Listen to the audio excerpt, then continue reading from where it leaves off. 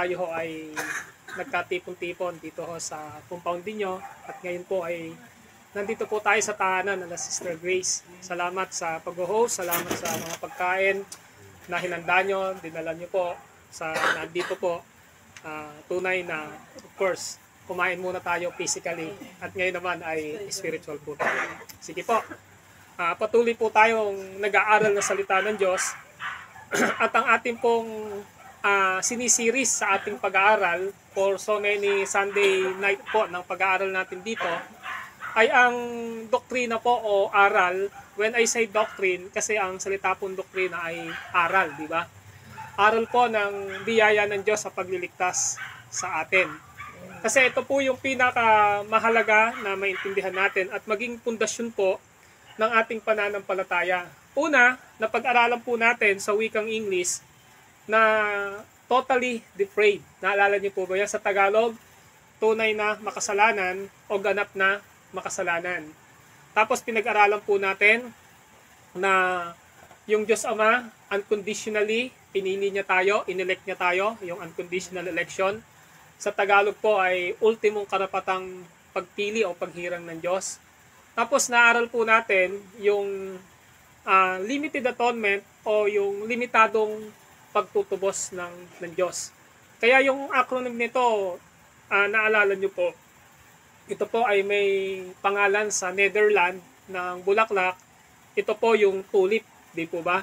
So, ibig sabihin po, for so many Sunday nights, I think marami na akong beses nating napag-aralan kasi kung di ako nagkamali, doon sa tunay na pagiging makasalanan, 5 yata o 6 na beses nating siniris yun. Tapos yung ultimong karapatang pagpili ng Diyos, 5. Tapos yung limited atonement, 4 yata o 3. So more or less na nasa 15 na po tayo na pag-aaral. At ngayon, dadako po tayo doon sa isang pag-aaral pa, yung irresistible grace. Pangalan na naman ni Sister Grace, di ba? So yung salitang irresistible grace, imposibleng matanggihan ang pagkilos ng banal na espiritu. Kung maalala nyo, yung tatlong magkakasunod, gawa siya ng isang Diyos sa tatlong persona. Bakit? Yung una, nagpapakita sa atin na unconditional election of God the Father. Napansin nyo? Ultimong karapatang pagpili o paghirang ng Diyos Ama. Tapos yung letter L, limited atonement o limitadong pagtutubos ni Kristo sa lahat ng ibinigay ng Ama sa Kanya. At ngayon pag-aaralan natin, yung lahat ng tinubos ni Kristo, imposibleng matanggihan ang pagkilos ng Diyos o irresistible grace. Kaya kumbaga sa malinaw po talaga na ang lahat ng pinili ng Ama, sigurado ho na binayaran ng kamatayan ni Kristo sa krus. At yung lahat ng binayaran ni Kristo sa krus, titiyakin po sa atin ng banal na espiritu na maboborn again po yun. At mararanasan po nun ang biyaya ng ating Panginoong Diyos. Okay, so ngayon ay magpapasimula na po tayo sa ating pag-aaral dito sa unang bahagi ng ating lesson na limitadong pagtutubos. Now, sa English limited, sorry po, hindi na pala tayo, irresistible na pala tayo, okay? So, isang makapangyarihang pagkilos ng Diyos na hindi matatanggihan o irresistible grace. Ito po yung panimula ko. Ang limitadong pagtubos ni Kristo ay laan para lamang sa mga itinalaga o hinirang ng Diyos. Subalit ang epekto ng kamatayan ni Kristo ay laganap sa buong mundo sapagkat ang Diyos ay humirang sa bawat bansa at lahi. Siguro na-remind tayo nung nag-aaral tayo doon sa inyo, Brother Reggie, Sister Leonie. Bakit po? Kasi yan po ang nakalagay sa Pahayag chapter 7 verse 9. Kung inyo lang titingnan yung Pahayag 7:9, ang sabi ho kasi doon, nung dinala si John the Beloved ng banal na espiritu sa heaven, doon sa chapter 7 verse 9, ang sabi niya, nakita ko ang napakaraming tao, di po ba? Paibasa nga, sister. Sabi po dito, pagkatapos nito ay nakita ko ang napakaraming taong di kayang bilangin ni Luman. Sila ay mula sa bawat bansa, lahi, bayan, wika. Nakatayo sila sa harapan ng trono at ng kordero na nakadamit ng puti at may hawak na mga palaspas. Okay na po doon. So kung mapapansin natin, yung binasa ho ni Sister Grace, malinaw po na hindi kayang bilangin. Of course, alam natin, kapag sinabing hindi kayang bilangin, yung paningin, sa paningin ni, ni John the Beloved, hindi niya mabibilang. Pero of course, alam natin, when it comes to the elect, yung elect ng Diyos Ama, alam niya yon, di ba? Kasi pinag-aralan natin in the book of Romans, sabi niya, nagtira ako ng 7,000 lalaking hindi sumamba kay Baal, di po ba? So, nung nakita niya, pinapakita dito yung church ng ating Panginoong Diyos, universal siya. Doon galing yung salitang word na Catholic, hindi yung Roman Catholic. Catholic, ang ibig sabihin, universal church, meron lamang iisa na katawan ng ating Panginoong Jesucristo na church. Ngayon, ang sabi ron, hindi kayang bilangin. Kasi mula po sa lahat ng bansa, lipi, di po ba? Nakalagay ho doon. Mula sa lahat ng bansa, lipi at saka nagpikarugtong. Yun lang, dalawa lang naman na yun di ba? Mula sa lahat ng bansa, lipi. Ayun, wika. Ano? So, ibig sabihin, yung ethnics niya, yung lingwahe niya, di ba? So, pinapakita rito lahat. Merong hinirang ang Diyos. Kaya, yung paghirang ng Diyos, hindi lang po siya na-confine sa isang lugar, kundi sa buong kontinente po ng buong mundo. So, malinaw dapat sa atin yon na ang paghirang ng Diyos, hindi siya limited, kundi universal siya sa buong mundo, pero yung effect ng kamatayan ni Kristo sa pagliligtas niya ay laan para saan? Sa mga pinili ng Diyos Ama. Okay? So, pagpapatuloy ko po. Ang lahat ng itinalaga sa kaligtasan ay tiyak na tatawagin at kikilusin ng banal na Espiritu sa pamamagitan ng mensahe ng Ebanghelyo ni Kristo.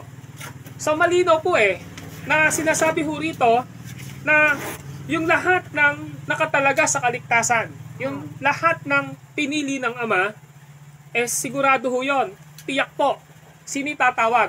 Ang banal na Espiritu. Pero ang tanong, ano yung gagamitin ng banal na Espiritu?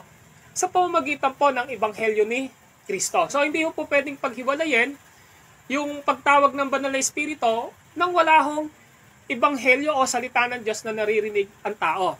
Kaya, kunwari, sinabi natin, ibig pala ng Diyos na maligtas yung hinirang. Sabi kasi ng nag-u-oppose po sa word na election, may hinirang pala yung Diyos bakit kailangan pang ipangaral si Kristo? Bakit kailangan pang ipangaral ang Ebanghelyo? Kasi ganito po yun. Ang Diyos gumamit po siya ng pamamaraan. Ang pagbabahagi o pagtuturo o pangangaral ng gospel. Kung maalala niyo po yung Romans 10:17, ano ba'y sabi doon? Ang pananampalataya ay bunga ng paikinig ng salita ng Diyos. Di po ba? At makakapakinig lamang kung mayroong mangangaral. Yun po ang sinasabi. Ibig sabihin po, yung pangangaral po, yung pagbabahagi ng salita ng Diyos, yan yung pamamaraan ng Diyos, yan yung tinatawag na instrumento niya. Upang ang tao ay makarinig ng salita ng Diyos at the same time, yung banal na Espiritu, kumikilos siya kasi nga, hindi naman po pwedeng paghiwalayin ang Word of God at ang Holy Spirit Bakit po? Ang sabi pong gano'n ng 2 Timothy chapter 3, verse 16, sapagkat ang lahat ng kasulatan ay kinasihan ng Diyos, di po ba? Lahat ng kasulatan ay kinasihan ng Diyos. Meaning po, kung gusto nating marinig yung boses ng Holy Spirit, kailangan pong marinig ang salita ng Diyos. So, hindi ho siya pwedeng paghiwalayin. So, yun po yung introduction ko. Meron pong isa na dokumento na naisulat po noong 1600. Ang tawag po sa kanya ay Canon ng Dordrecht. Ano po ba ito? Sa Netherlands po ito sa Dort. Ganito po ang pagkasabi sa Artikulo 8. Ang sabi po doon, ika-4 na ulo ng doktrina ng irresistible grace o hindi matatanggihang biyaya. And I quote, ang mga tinawag ng Ebanghelyo ay tunay na mga tinawag. Yun ho ang gagamitin ang Ebanghelyo po sapagkat tunay na ipinakita ng Diyos sa kanyang salita kung ano ang nakasisiya sa kanya. So, ang una muna dapat nating makita, yung pleasure ng Diyos, ay kung ano'y makakasiya sa kanya. Wala ho tayong magagawa para humaligtas ang isang makasalanan. Kailangan niya ngayon na marinig ang salita ng Diyos o Ebanghelyo ni Kristo. Ngayon, pagpapatuloy ko po, na yaong mga tinawag ay lumapit sa kanya.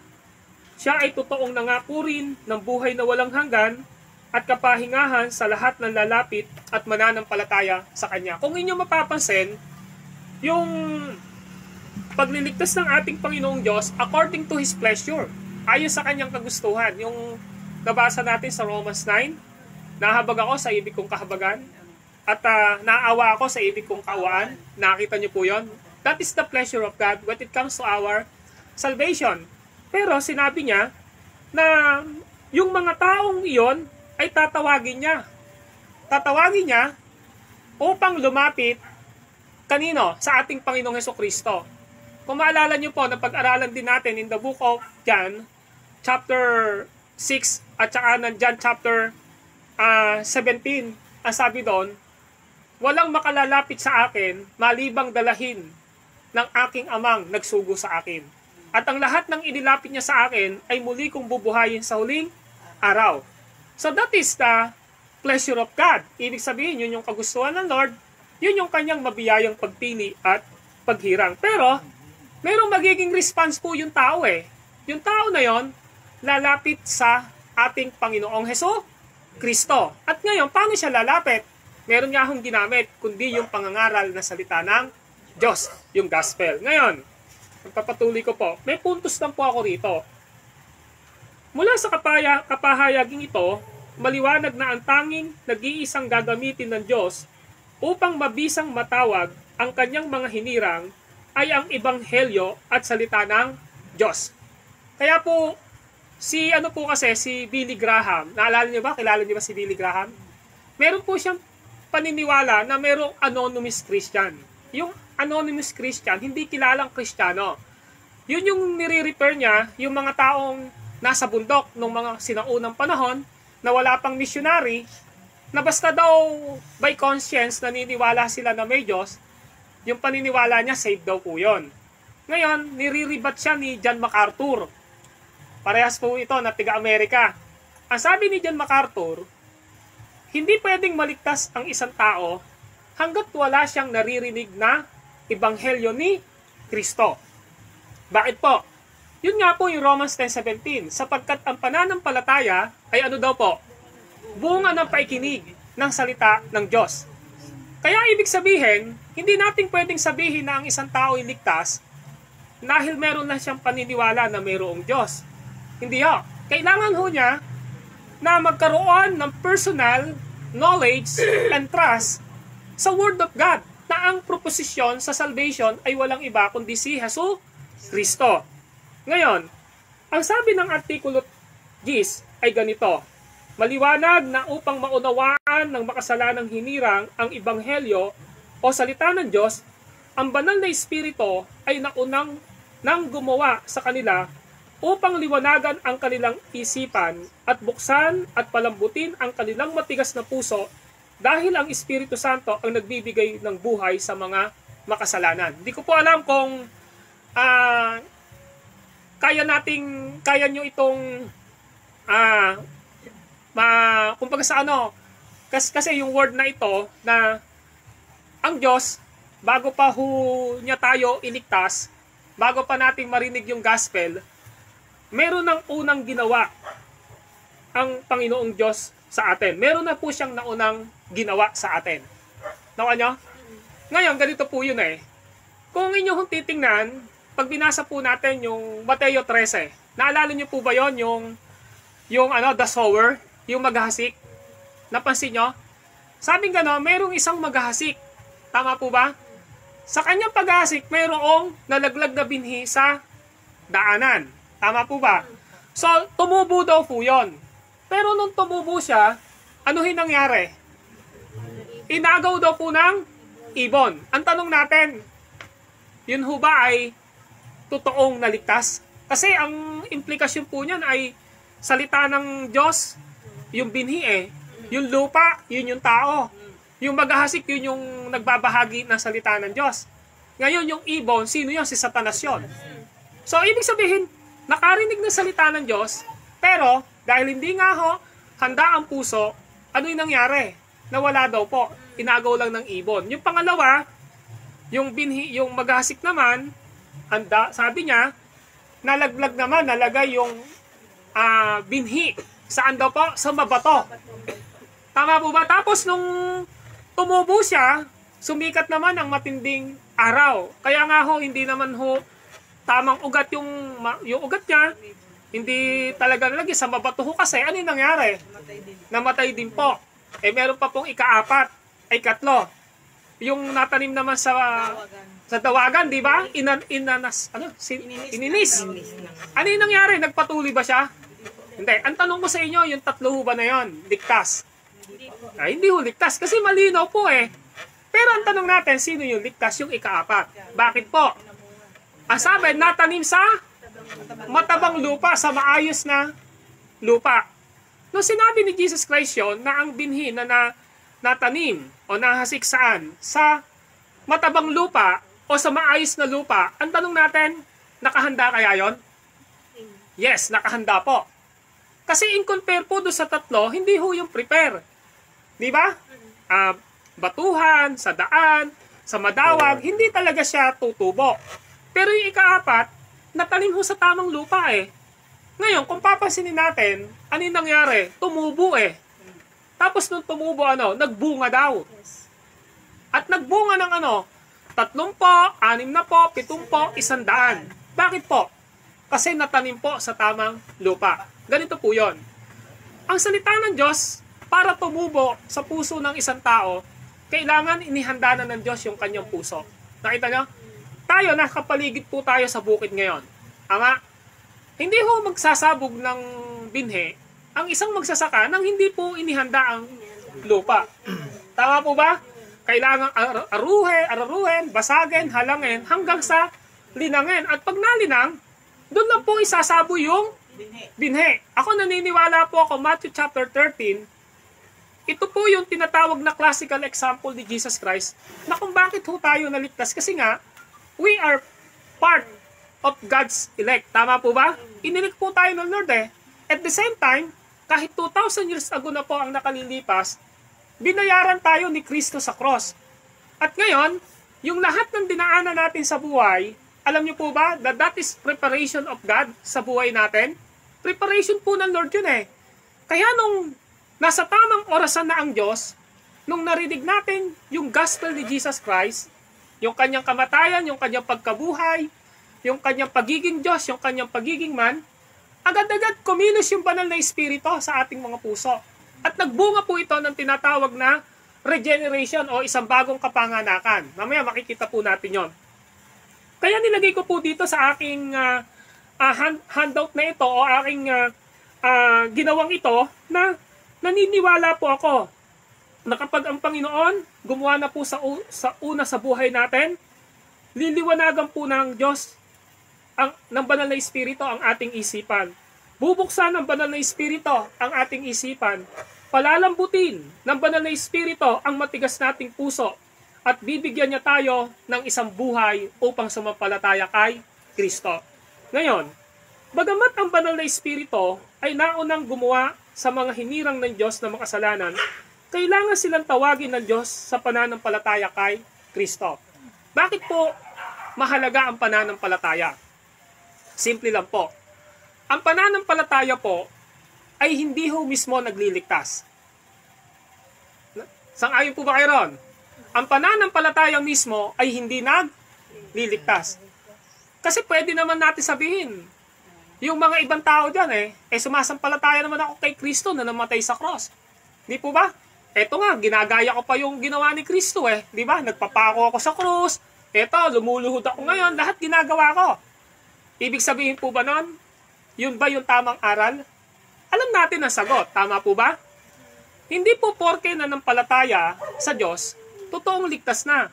Kasi naririnig niyo sa aral natin, sa Santiago, kahit si Satanas ay sumasampalataya at nanginginig pa. Tama po ba? Pero ang tanong natin, totoo bang pananampalataya yon? Hindi. Ibig sabihin, ang pananampalataya dapat tama. Yung proposisyon, yung laman ng pananampalataya natin dapat ay walang iba kundi si Kristo. Na ano yon? Dapat si Kristo, panampalatayanan natin na siya ay Diyos, siya ay tao. Sa pamamagitan ng kanyang pagiging perpekto na matay siya sa cross upang bayaran at takuin ang ating kasalanan. Yun po yun. Pero nabuhay po siya upang patunayan ang kanyang pagiging Diyos at magkaroon tayo ng katiyakan na tayo ay nahango na sa kasalanan sa pamamagitan ng kanyang pagkabuhay. Ibig sabihin, ang pananampalataya, dapat nating maintindihan ano yung laman ng pananampalataya natin. Tama po ba? Ibig sabihin, ang proposisyon ng pananampalataya natin, yun yung ino-honor ng Diyos. Hindi po yung kung ano lang pananampalataya. Nakuha niyo pa? Kung wari ba, sinabi ko, naniniwala ako kay Kristo na tagapagligtas namin. Pero ayaw ko siyang kilalaning Diyos, payag kayo. Hindi kayo papayag, di ba? Kahit alam nyo na si Kristo ay Diyos. Pero, naniniwala naman ako kay Kristo tagapagligtas, Panginoon, pero hindi nga lang siya kapantay ng Ama. Ay nananampalataya. Pero sa atin, hindi natin tatanggapin yon. Tama po ba? Kasi bakit? Kasi si Jesus, ang kanyang nature, dalawa in one person. He is God and He is man. Kaya hindi natin tatanggapin. Kaya yung pananampalataya, yan po ay means ng Lord upang i-impute niya, isalin niya sa atin, alin? Yung pananampalataya natin sa totoong Diyos at sa totoong Kristo na tinuturo ng Biblia. Ngayon, sa pagpapatuloy ko, kaya ano ang panawagan ng Diyos sa makasalanan upang maligtas? Paibasa nga po ang Marcos 1:15. Paibasa lang po, Marcos 1:15.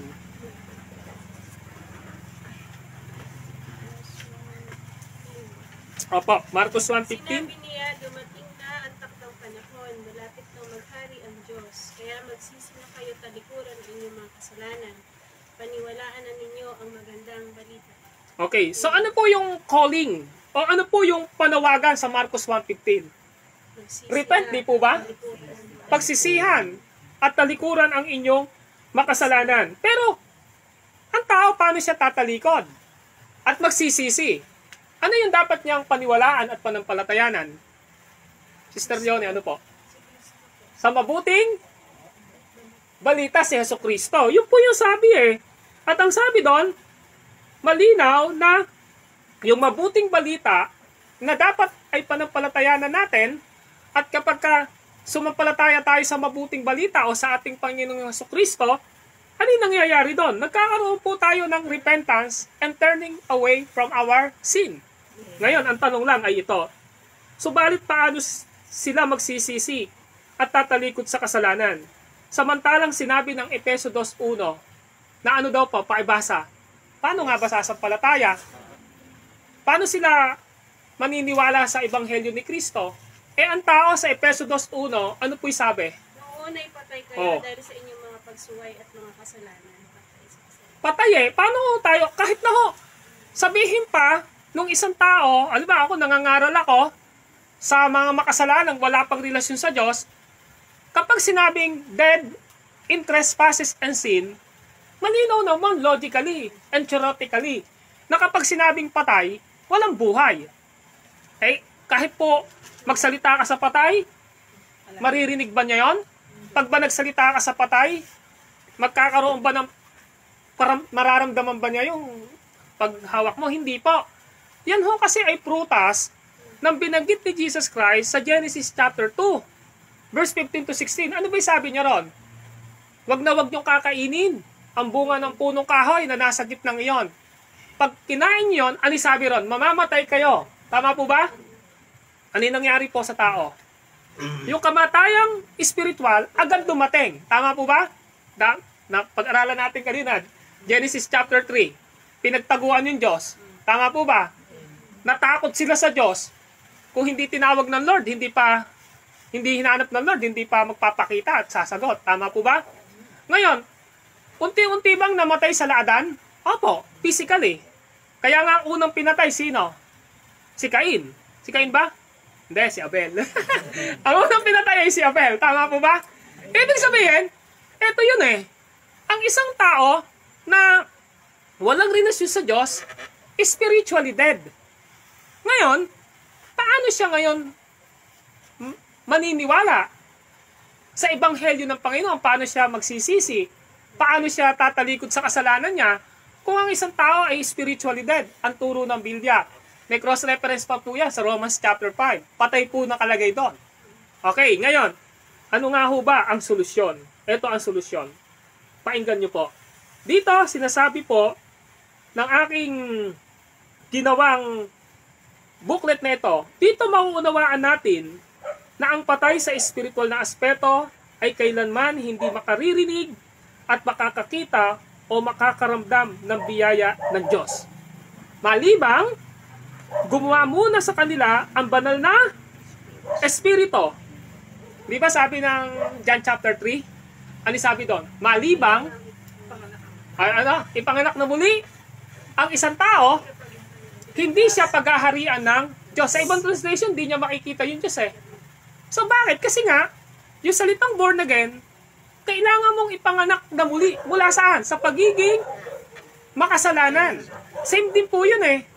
Na bakit kailangan mo nang maborn again? Para makita niya yung Diyos, para pagharian siya ng Diyos. Kasi nga, patay siya spiritually. Ngayon, sa pagpapatuloy ko po, ganito po ang sinasabi pa. Kapatid, ang sabi rito, upang sila ay tumalima sa panawagan ng Diyos at makaunawa ng salita at ebanghelyo ng Diyos. Sa madaling salita, kailangang magkaroon muna ng espiritual na buhay ang isang makasalanan at patay sa spiritual na aspeto. At sino ang magbibigay ng buhay? Pwede po bang paipasa? Efeso chapter 2, verse 4 to 6. Para alam natin, sino yung nagbibigay ng buhay? Ayan, dyan po natin makikita. Opo. Subalit napakasagana ang habag ng Diyos at napakadakila ang pag-ibig na inuulan sa Okay. tayo binuhay niya kay Kristo kahit tinoon tayo may patay dahil sa ating pagsuway. Verse 6. Dahil sa ating pag-iisa kay Kristo, tayo muling binuhay na kasama niya at pinaupong kasama niya sa kalangitan. Okay, thank you po. Kung mapapansin nyo, binuhay tayo. Nung tayo mga patay pa. Na maliwanag po yun eh sa... Okay? Maliwanag po yun sa... Di po ba nabasa sa saan? Sa Efeso 2, 4 to 6. Ang linaw po, sabi, subalit napakasagana ng habag ng Diyos at napakadakila ng pag-ibig na inukol niya sa atin. Bakit po? Tayo binuhay niya kay Kristo kahit noon tayo mga patay pa dahil sa pag-suway.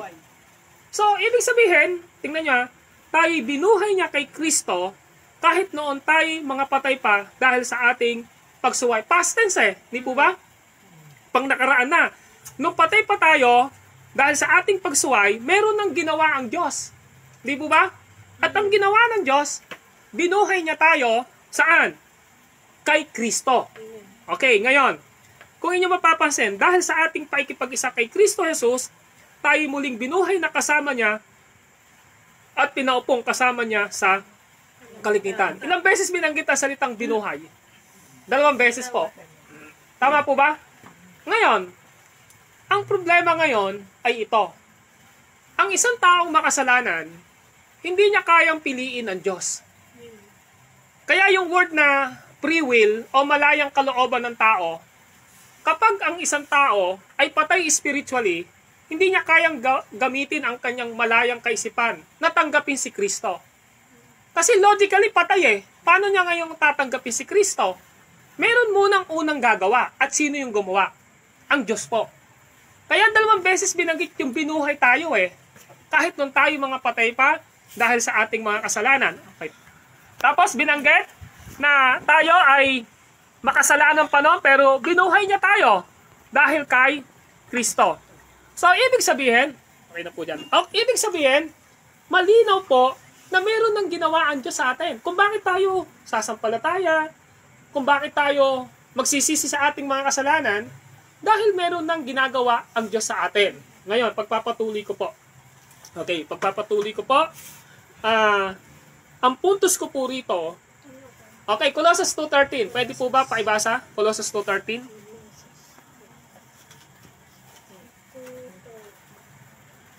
Colossus 2:13. Kayong dating patay dahil sa kasalanan, kayong mga hintil na hindi nasasakop na kautusan ay binuhay ng Diyos na kasama ni Kristo. Oh, yan, Gentiles. Yeah. Yes, Gentiles naman po yan. Kung mapapansin nyo, tayo yung hentil eh. Hindi ho tayo sakop ng... Hindi ho tayo Hudyo eh. Pero ano sabi ni Pablo?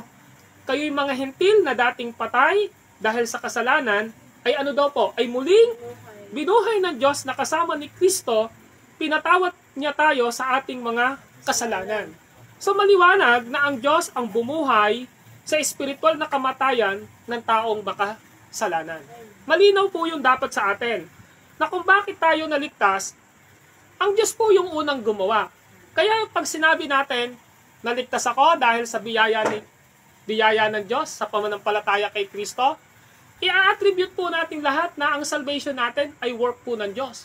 Kaya nga ho, ang sabi ng Ephesians chapter 2, kaya walang dapat ipagmalaki ang sino man. Tama po ba? Kasi hindi naligtas kayo hindi dahil sa inyong mga gawa.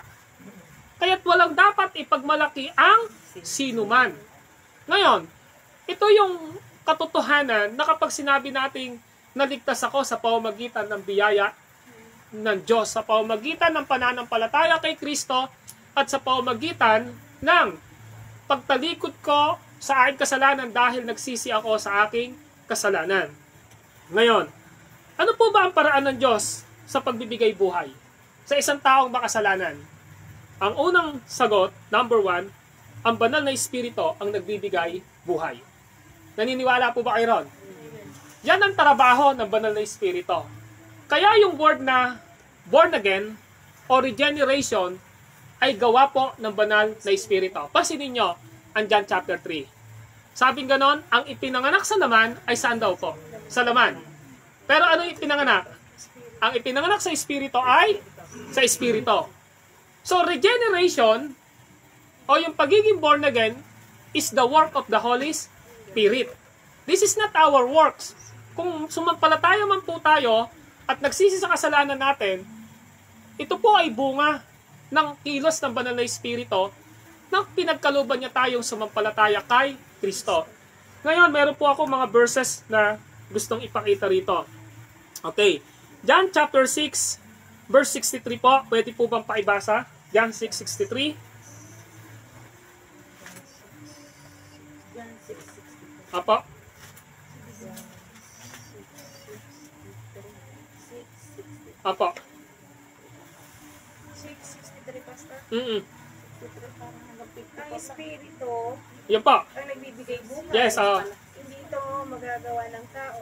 Ang mga salitang sinabi ko sa inyo ay Espiritu ang nagbibigay buhay. Okay. Kaya ba ng laman na magbigay ng buhay? Sino daw po ang nagbibigay buhay? Okay, eto po. Sabi ho rito, ang Espiritu ang nagbibigay buhay. Kung pasinin nyo yung Espiritu po, malaking letra, ibig sabihin proper name po ito. Ito po ang Espiritu Santo o yung Holy Spirit.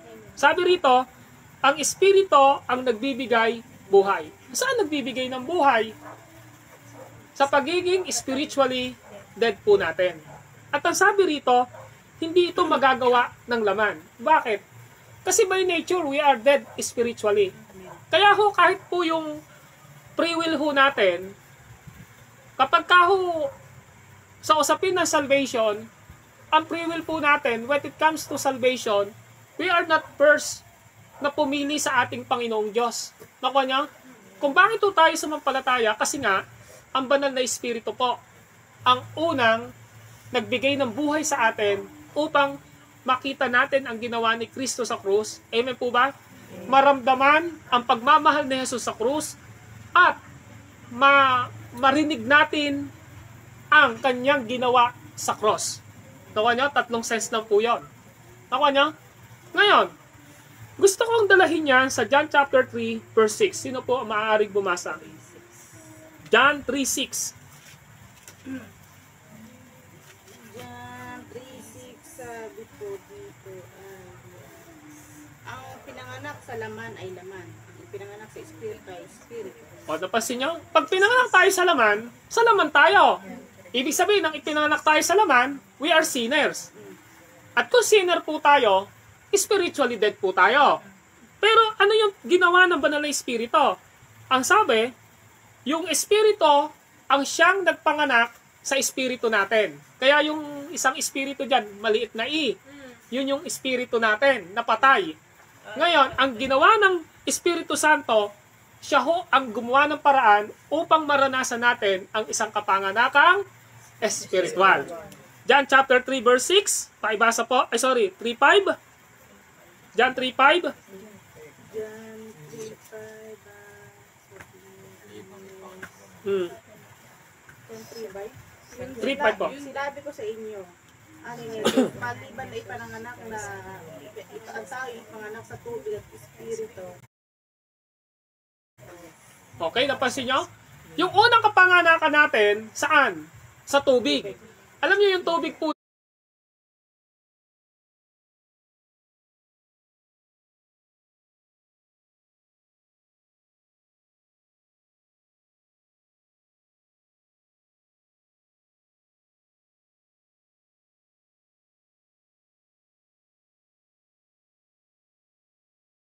di ba yung baby po, pagka po nasa sinapupunan ng nanay may tubig, kaya nga di ba yung palatubigan, yun yung doon tayo. Pero ang problema doon, inherited nga po tayo ng sin, na-impute po yung sin ni Adam sa atin. O, halimbawa, naririnig nyo, Romans 5:12. Pumasok ang kasalanan sa pamamagitan ng isang taong si Adan.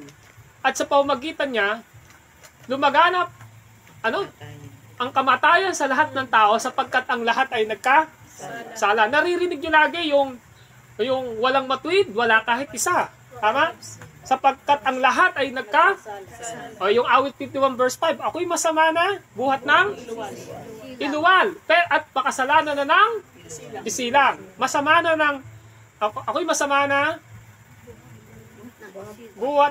ako'y masama na, buhat ng isilang, makasalanan na ng iluwal. Yung mga adjective na masama, makasalanan, nagpapakita ho na na-impute yung sin ni Adam sa atin. Kaya, yung pong pinanganak tayo sa, ang sabi ron, ano sabi ron? Ayan, ang total sinabi ko sa inyo, malibang ang isang tao ay panganak. Ang taong pinanganak ay sa laman ay laman. Oo. Ang pinanganak ay sa espiritu ay espiritu. Oo. Pero meron doon binanggit yung sa tubig, di ba? Saan yun? Ayun. At espiritu. Oo. Yun nga po, yung tubig po doon, hindi ho baptism yan ha. Yan po ang unang pinaglagyan nung pinaglihi tayo. Yan po yung nature natin. Actually, ang Hindi ho baptismo yan. water baptism. Hindi ho water baptism yan. Yung binabanggit dyan na ipapinanganak sa tubig. Sa pamagitan ng tubig. Tubig. Yun po yun. Ibig sabihin po nun, sa womb ng nanay natin, na lumulutang tayo sa palatubigan ng nanay natin sa may Ngayon, ang ginawa ng Espiritu Santo, ipinanganak niya tayo. Subalit ang ipinanganak sa Espiritu ay sa Espiritu. Kaya yung Espiritu doon na maliit, atin yon. Patay tayo spiritually. Yung malaking E na Espiritu Santo, na siyang nag-born again sa atin. Nakuha niyo pa? Ngayon, Ephesians chapter 2, verse 4 to 6. Paibasa. Sorry, hindi na po yun. Nalayo ako. Sa John 6:45 po. Ay, sana? Okay, hindi na po. Tito, chapter 3, verse 5. Tito, chapter 3, verse 5 hanggang 7. Sabi ko dito, tayo iniligtas niya, natamo natin ito hindi dahil sa ating mabubuting gawa, kundi sa kanyang habag sa atin. Naligtas tayo at ipinanganak Ayan, okay? sa Espiritu Santo na siyang luminis at nagbigay ng bagong buhay sa atin. 6. Sa pamagitan ng ating tagapagligtas ng Jesucristo, ibinuhos sa atin ng Diyos ang Espiritu Santo. Ayun, di ba? Sabi niya, naligtas tayo at ipinanganak na muli sa Espiritu Santo. Kaya yung kapanganakang spiritual, work po siya ng banal na Espiritu. Kung bakit tayo ngayon ay naligtas, kung bakit tayo sumampalataya kay Kristo. So ngayon, dito lang po yung point ko. Ang gawain ng banal na Espiritu ay magbigay buhay at ipanganak ang isang taong makasalanan. So wag niyo po ipagkakamali yun. The work of the Holy Spirit is to regenerate us. Yun ho yung trabaho ng banal na Espiritu. Siya ho ang kumikilos sa atin. Sa katunayan nga po, bago pa tayo makarinig ng ebanghelyo, gusto kong bigyan ng emphasis ito, yung Matthew chapter 13, talagang inihanda na tayo ng Diyos. Nakuha niyo yung punto? Ganito lang po yun eh. Ang isang tao na nakahanda na po para sa kaligtasan, ay sigurado ho na ibo-born again ng Holy Spirit. Kaya, ang tanong lang natin, Brad, Pastor, bakit katagal ko nang sineshare ng Word of God, yung isang tao, pero hanggang ngayon, parang hindi pa siya naboborn again, hindi pa kaya siya handa? Well, mahirap pong tanungin ang pananaw ng Panginoong Diyos diyan. Kasi ako, naniniwala ako, hanggat buhay ang isang tao, mahirap po nating sabihin hindi siya kabilang sa pinili ng Diyos. Kasi nga, yun nasa cross Di ba? Nandun na, mamamatay na. Ang sabi, Jesus, alalahanin mo ako. Kapag naghari ka na, sabi ni Jesus, ngayon din, isasama kita sa paraiso. Yun nga lang, hindi siya normative. Katulad ng sinasabi ko sa inyo, na hindi natin pwedeng gawing excuses ito, na pwede naman pala sa bandang dulo ng buhay ko, doon na lang ako tatanggap, doon na lang ako sasampalataya kay Kristo. And that is wrong. Hindi po yun dapat. Ang punto ko lang po dito, ang isang tao, hindi ho mamamatay kapag pinili siya ng Diyos Ama, kasama siyang binayaran ni Kristo sa cross, titiyakin ng Lord na maboborn again ang taong ito. Hindi na ho natin question doon. Kahit na pastor, na 2 araw na lang yung buhay niya, pwede pa siyang maligtas. Yun nga ho, kasi nga ho, yung nasa gawing kanan, wala pa ho yatang 3 oras. Tama po ba? Nung nakapako sa krus, yun doon sa dulo, doon lang niya sinabi naligtas siya. Pero sasabihin ko po, again, tandaan po natin, this is not normative at hindi po ito ang pwedeng maging excuses natin para sabihin natin sa bandang dulo na lang ako ng buhay ko, maliligtas. Pero ang point ko po dito, ang work po ng Banal na Espiritu ay hiwalay po sa ating mga iniisip. Doon po sa John chapter 3, may binanggit po doon. Umiipang hangin kung saan niya gusto ito, nais. Hindi siya natin nakikita, pero nararamdaman natin. Yun po ang gawain ng Holy Spirit. Ang Holy Spirit, hinalintulad siya sa John chapter 3 sa wind o sa hangin. And the work of the Holy Spirit in regeneration, sometimes ito po ay misteryo. Hindi mo maintindihan Nasa lahat ng tao. Oo, nasa lahat. Tapos minsan hindi mo alam kung na-born again ka na ba dati nun o ngayon, yung iba. Meron akong tinanong. Sabi ko, kailan ka na-born again? Sabi niya, Pastor, hindi ko na po matandaan. Basta, nung araw na nakarinig ako ng gospel, ang sabi niya, lumambot yung puso ko, umiiyak ako, basta nasaramdaman ko na kailangan kong sinuko ko yung buhay ko kay Lord. Pero hindi ko na nalaman kung kailan ako ipinanganak, ay kailan ako na-born again. Naramdaman niya, pero meron namang iba, natatandaan niya. Tama po ba? So, ibig sabihin, misteryo po yung paggawa ng Holy Spirit. Kung may preparation yung Lord, hindi mo naman talaga alam kung saan ka nagsimulang na born again Pero mahalaga din, siyempre, kung alam natin na doon date na yon na ganap na tayo ay noon natin nalaman na makasalanan tayo at si Jesus ay naging Panginoon at tagapagligtas ng buhay natin, tandaan din natin, di ba? Pero it doesn't mean na hindi mo alam kung kailan ka na born again, hindi ka totoong ligtas. Magkaiba po ang lohiko o theory ng isang kapanganakan ng ating katawan, di ba? Kung may birthday ako, halimbawa, May 1975, siyempre alam ng nanay ko yun, di ba? Pero sa spiritual na aspeto, possible na hindi ko alam kung kailan ako binorn again ng banal na espiritu. Pero na-experience mo yung isang kapanganakang espiritual. So ngayon, ang tanong, paano daw po maboborn again at mararanasan ng isang tao ang hindi matatanggihang biyaya ng Diyos? Una, kapag ang Holy Spirit ay kumikilos ng lubusan sa kanyang buhay. Pangalawa, kapag ang salita ng Diyos ay natanggap niya, ang salita ng Diyos ang nagbibigay ng buhay. Una, John chapter 6, verse 63. Binanggit na po ito kanina Ano sabi ron? Ang mga salitang sinabi ko sa inyo, espiritu at buhay. Napansin nyo? Sabi ron ni Jesus, ang mga salitang sinabi ko sa inyo ay espiritu at buhay. Hindi ho pwedeng ihiwalay ang pagboborn again ng espiritu at pagbibigay ng isang buhay sa isang taong makasalanan nang wala pong proposisyon ng salita ng Diyos at ng salita patungkol kay Kristo. Lagi hong magkasama yon. Okay nyo? Ulitin ko, faith comes from hearing of the word of God. Yun po yun. Pakibasa po, John 6:45.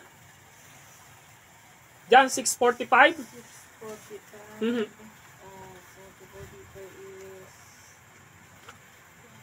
nasusulat sa aklat ng mga propeta, at silang lahat ay tuturuan ng Diyos. Ang bawat nakikinig sa Ama at natututo ay lalapit sa O, akin. diba? Napansin nyo po, paano lalapit yung isang tao Hindi natuturuan. sa Panginoong Hesus Kristo? Ang sabi ho, kailangang maturuan sila ng lahat patungkol sa Diyos. At kapag nakinig sila, saan? Sa salita ng Diyos ng ating Ama, matututo silang lumapit kay Kristo. So ano yung pamamaraan ng Diyos para ang tao ay lumapit kay Kristo, para makaranas siya ng isang kapanganakang spiritual? Salita ng Diyos. Sige po, ito po, Santiago 1:18. Santiago 1:18. Niloob niya tayo maging anak niya sa pamamagitan ng salita ng katotohanan upang tayo maging pangunahin higit kaysa lahat ng kanyang mga nilalang. Paano daw po tayo isinilang? Pamamagitan ng Saan daw po? ng katotohanan. Sa pamamagitan ng salita ng katotohanan. Ang sabi ron, niloob niya na tayo maging anak niya sa pamamagitan ng salita ng katotohanan. So, ang tanong dito ay ito. Sino ba talaga ang nagbo-born again sa atin? Of course, alam natin, ang banal na Espiritu po. Pero ang tanong natin, pag binorn again tayo ng banal na Espiritu, saan niya tayo dadalhin upang maniwala? Sa salita ng Diyos. At kapag tayo ay binoborn again, ng banal na Espiritu, binorn again, ang salita ng Diyos doon, ang pinakasentro ay si Kristo. Ang kanyang kamatayan at pagkabuhay. Ang paniniwala natin na siya ay Diyos at tao. At paniniwala natin sa isang Diyos sa tatlong persona. Okay? Quickly, bibilisan ko po. 1 Peter 1:23, paibasa po. 1 Peter 1:23. Ayan po, sige po. Sabi ko, sapagkat muli kayong isinilang, hindi sa pamamagitan ng tao, kundi sa bisa ng buhay at walang kamatayan sa salita ng O, diba? So, doon tayo ho ay muling isinilang, hindi sa pamamagitan ng tao, kundi isinilang po tayo sa pamamagitan ng bisa ng buhay at walang kamatayang salita ng Diyos. Kaya ang totoo, kapag sinabi nating nagbo-born again po ay ang Holy Spirit, kasama po doon yung salita ng Diyos na siyang instrumento, yung salita ng Diyos na siyang dumarating sa atin upang sampalatayanan natin. Okay? Ngayon, sa 1 Thessalonica 2:14, yan pa po, mga patunay po yan na yung salita ng Diyos, hindi mo pwedeng ihiwalay sa karanasan ng isang bagong kapanganakan. 1 Thessalonica 2:14. Ang nangyayari sa inyo, tama ba? Tinawag kayo. 1 Thessalonica 2:14. Sige po. Ang nangyayari sa inyo mga kapatid ay tulad ng nangyari sa mga iglesia ng Diyos sa Judea, sa mga naroong na mananalig kay Kristo Jesus. Inuusig kayo ng inyong mga kababayan tulad ng mga taga-Judea na inuusig ng kapwa nila Hudyo. Saan po kasi nakalagay, tinawag kayo ng Diyos sa pamamagitan ng mabuting balitang ipinahayag namin sa inyo upang makasama sa kalwalatian ng ating Panginoong Hesus Kristo. 2:14 po ba yan? 2:14. Baka 2 Thessalonica 2:14 ano. Okay, sige po. Okay. Okay, ang point ko lang po ay ito, mga kapatid. Ang salita ng Diyos o ang ebanghelyo ang nagbibigay buhay at tumatawag sa mga makasalanan. Ayun. Saan po yun, sister? 2:14? Sorry po. 2 Thessalonica, no? Okay, yan po yan, 2 Thessalonica. So, ang point lang po natin dito sa mga passage ng John 6:63, John 6:45, Santiago 1:18, 1 Peter 1:23, 2 Thessalonica 2:14 ay ito. Ang salita ng Diyos o ang ebanghelyo ang nagbibigay buhay at tumatawag sa mga makasalanan. Kapag ang isang makasalanan ay buhay na sa pamamagitan ng banal na Espiritu at salita o ebanghelyo ng Diyos, ang taong iyon ay bibigyan na ng kakayahang ano? Ito ho yun. Una, makapagsisi.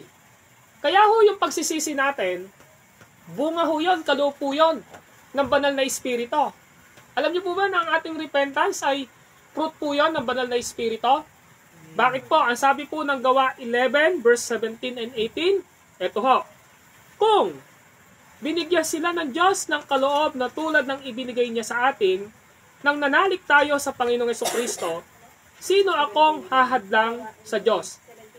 Nang marinig nila ito, tumigil na sila sa pagpuna. At sa halip ay nagpuri sila sa Diyos. Kung gayon, sabi nila, ang mga hentil may binigyan din ng pagkakataong magsisi at magbagong buhay upang maligtas. Ang tanong, sino ho ang nagbibigay ng kaloob upang ang tao ay manalig at magsisi? Ang linaw po, Diyos po, di ba?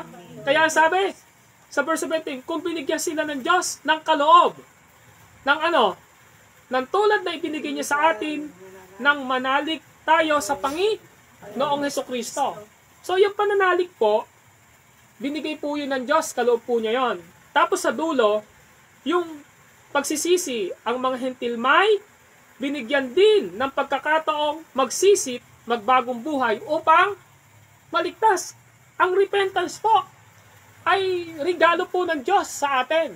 Hindi ho natin pwedeng sabihin na kaya ako nagsisi kasi ako yung unang nag-isip na magsisi sa Panginoon. Hindi ho. Kung bakit tayo nagsisi, dahil po ang banal na Espiritu, ang Diyos ang nagkaloob po nito. 2 Timothy 2:25. Ito po yon. Mahinahon niyang ituwid ang mga sumasalungat sa Kanya. Ano ikalugtong? Baka sakaling sa ganitong paraan ay ano daw po?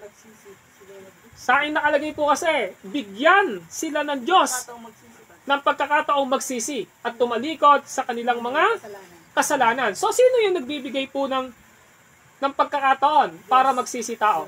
Diyos daw po.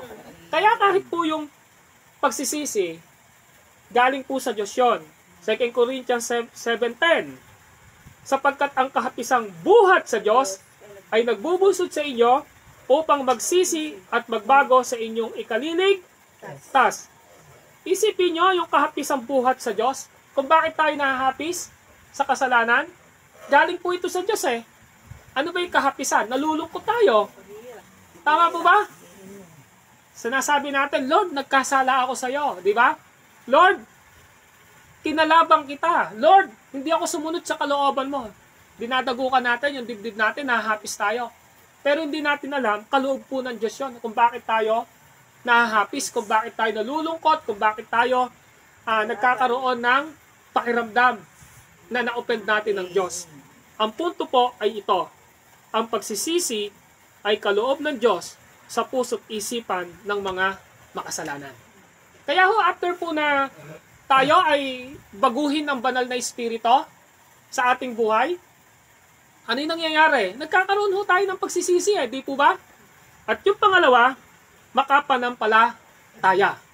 Okay. Efeso 2:8. Dahil sa agandahang loob ng Diyos, ay naligtas kayo sa pamamagitan ng inyong pananalig kay Kristo.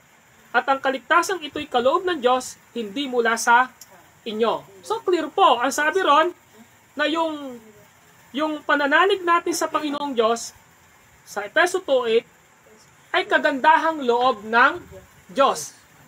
It is by grace. Amen po ba? Nabanggit na ng pangalan. It is by grace, di ba?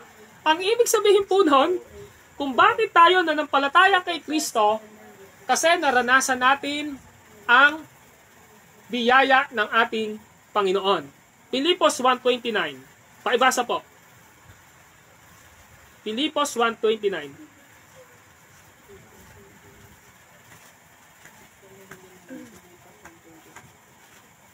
Pilipos 1:29. Dahil sa pinagkaloob niya sa inyo, hindi lamang ang manalig sa Kanya, kundi ang magtiis din naman ng anak kay Kristo. Okay. Yung po bang pananampalataya ay kaloob ng Diyos? O yan, malinaw po, no? Yung pananampalataya ay pinagkaloob ng Diyos. Sa 1 Corinthians 2:5, paibasa po, 1 Corinthians 2:5.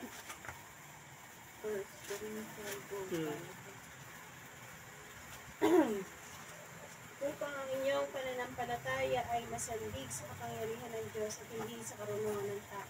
Okay, so yung ating pananampalataya ay nakasandig saan? Sa karunungan ng Diyos at hindi batay sa tao. Meron pa po sa Gawa 13:48, ang sabi ron, at sumampalataya ang mga hinirang para sa buhay na walang hanggan. Ito yung panghuli, Romans 10:17.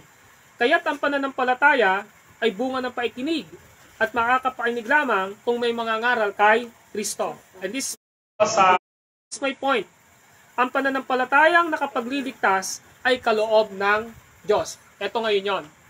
Kapag sinabi natin na imposibleng matanggihan ang pagkilos ng Diyos, ibig sabihin po, malinaw na ang Diyos natin ay kinikilala nating makapangyarihan. Tama po ba? Ngayon, ano ang ibig sabihin nito? Malinaw po na ang pasimula ng pag-aaral natin sa irresistible grace.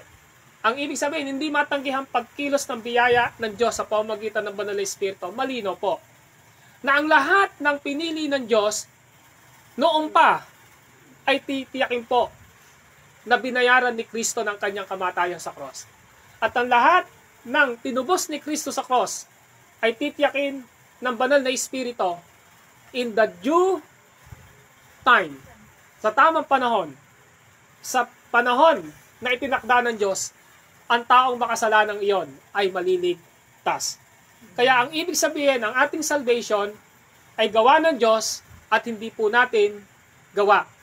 Maging ang ating pong pagsisisi sa kasalanan ay gawa ng Diyos. Maging ang ating pananampalataya ay kaloob ng Diyos. At yan ang summary ng Efeso chapter 2, verse 8. Naligtas kayo sa pamamagitan ng biyaya ng Diyos, sa pamamagitan ng inyong pananampalataya kay Kristo. Ang kaligtasang ito ay kaloob ng Diyos, hindi mula sa inyo, kaya't walang dapat ipagmalaki ang sinuman. Kaya pag sinabi nating naligtas ako sa pamamagitan ng biyaya ng Diyos, lagi nating ina-attribute na ang salvation natin hindi nating gawa, kundi ito ay gawa ng isang Diyos sa tatlong persona. At ang pagbo-born again ng Holy Spirit sa atin ay siyang pinakakahuli-hulihan na ginawa sa covenant ng isang Diyos sa tatlong persona. Ang Holy Spirit po ang nagbo-born again sa atin sa pamamagitan ng kanya salita na narinig ng isang tao patungkol kay Kristo. Amen? So magwawakas po ako sa panalangin, and after po nito, kung meron po kayong questions, kung meron po kayong gustong maunawaan pa, pwede po kayong magtanong. Pero bago po yon, let us pray na po. Tayo manalangin. Panginoon po naming Diyos na banal at makapangyarihan sa lahat, kami po ay nagpapasalamat at nagpupuri sa iyo sapagkat sa gabing ito, may panibago na naman po kami na kalakasan at pagbibigay sa amin ng katiyakan para sa buhay na walang hanggan na aming tinanggap buhat sa inyo. Nire-recognize namin mula po sa katotohanan ng inyong mga salita na kami ay naligtas dahil lamang po sa inyong biyaya sa pamamagitan, Ama, ng inyong walang hanggang pagpili sa amin bago palalangin ang sanlibutan. Sa aming pagkakilala sa aral ninyo na ang lahat ng inyong pinili ay binigay nyo kay Kristo upang tubusin at bayaran ang aming sala sa pamamagitan ng kanyang kamatayan sa cross. Kaya malinaw po na sinabi ni Jesus sa John chapter 10, iaalay ko ang aking buhay para sa mga tupa. Malinaw po na ang tupang binabanggit dito ay ang pinili nyo, Ama, at hindi ang kambing, Panginoong Diyos, na mapapahamak sa Matthew chapter 25. At ang lahat ng tinubos ni Jesus sa cross ay pinapatunayan ninyo na sa tamang oras na inyong ginugusto, bibigyan nyo ng isang bagong kapanganakan o isang pagkakaroon ng regeneration o pagkakaroon ng born-again experience ang isang taong niligtas ni Jesus. Sa pamamagitan niyon ay bibigyan nyo kami ng pananampalataya kay Jesus Christ sa kanyang kamatayan at pagkabuhay sa cross. Sa pamamagitan noon ay tatalikod kami sa aming mga kasalanan sapagkat nagroon ang aming pagsisisi sa inyong harapan, aming Ama, kay Kristo. Kaya Lord, maraming salamat sa mga turo at aral na inyong natanggap. At naniniwala kami, Panginoon, na ang salvation na meron kami ngayon ay magpapatuloy sapagkat kayo ang nag-iingat at humahawak nito. At ang bunga ng banal na Espiritu ay makikita sa aming mga buhay, Panginoong Diyos. At naniniwala kami sa pamamagitan ng banal na Espiritu at ng inyong salita ay patuloy nyo kaming sinasanctify sa buhay po namin o pinagtatagumpay laban sa kahinaan ng laman, sa inaalok ng takbo ng sanlibutan at sa gawa ng dyablo. Panginoon, tulungan nyo na maisip namin na sa amin pong pag-iibanghelyo, pagbabahagi ng inyong salita, kailanman ay hindi ito masasayang at hindi ito babalik sa inyo na walang kabuluhan. Sapagkat malinaw po na ang trabaho namin bilang mga disciple, mga anak at mga alagad ninyo ay magbahagi ng inyong salita. At ang pagliligtas ay nasa inyong desisyon at nasa inyong gawa, Panginoong Diyos, kung paano nyo isa-save sa inyong ebanghelyo ang isang makasalanan. Kaya Panginoong Diyos, ang aking pundalangin, lalo pa po nawa naging kaaliwan namin ang inyong mga salitang ito, na sa bawat pagbabahagi at pangangaral at pagtuturo namin ng inyong salita, kami ay nagtatagumpay at walang nasasayang. Kaya Panginoong Diyos, tutulungan nyo kami na mamuhay sa ebanghelyo ni Kristo. Tutulungan nyo kami na sa lahat ng mga magiging desisyon at plano at ninanais namin ay lagi naming iisipin na kung saan ang papahalagahan namin lagi ay ang ebanghelyo ni Kristo at ang pamumuhay namin ng paglakad sa inyong kalooban at kagustuhan sa aming mga buhay. Salamat po. Panginoon, sa gabing ito,